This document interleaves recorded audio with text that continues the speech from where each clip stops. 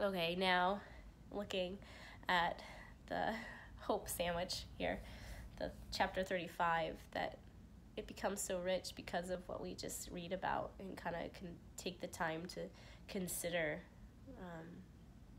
and how much that makes us so much more earnest this year to really pray, because we have so many signs, so many things fulfilled, so many things happening in the Middle East. It depicts Israel, and Zechariah actually has all those verses about how it's a cup of trembling and all the enemies are around her, but they won't be able to stand against the nation of Israel. It's all happening.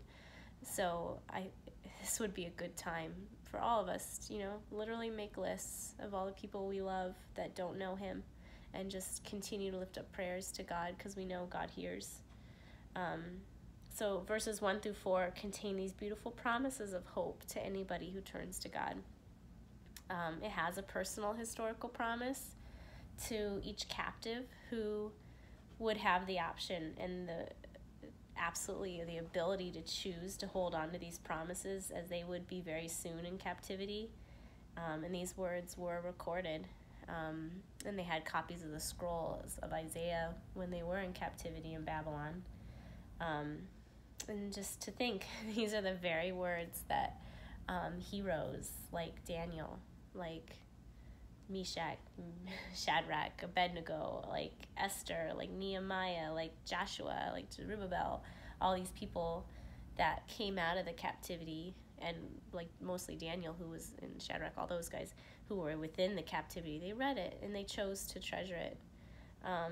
There is the national historical promise for God's people, that they would be ransomed and returned from captivity. And it's so cool to sit back and say, yeah, it happened.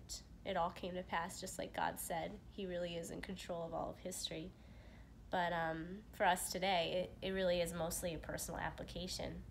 We have these promises that are described so poetically when we walk in times of personal wilderness, when we find ourselves in desert places, or I just read in Zechariah, when we are passing through seas of trouble, literal seas. We have the promise that we will be glad, that we will rejoice, and the image here is we'll blossom like a beautiful crocus. We will abundantly blossom. Oops, I lost my place. And that his glory will rest on us, and that we will actually see his glory and majesty with a clarity that could never be afforded to us without those times of trouble. In verse 3 and 4, you can't help but think of Hebrews 12:12, where it says, therefore lift your drooping hands and strengthen your weak knees, and make straight paths for your feet, so that what is lame may not be put out of joint, but rather be healed. I heard as a reminder again, it's like God is so good. He's so redundant, because he's good. He wants me to learn. He wants all of us to learn, right? I read this in Zechariah in 8:13. Oops, I lost my place. Sorry. Strengthen your weak hands, make firm your feeble knees. For I say to your anxious heart, be strong. That's Isaiah. Sorry, guys. Fear not, for behold, I will return with vengeance, and with recompense I will come and save you. So yeah, I read today in Zechariah's words the encouragement that came to God to Zerubbabel, who he was raising up as a leader to rebuild his temple after the captives had returned in that first wave, to rebuild the temple.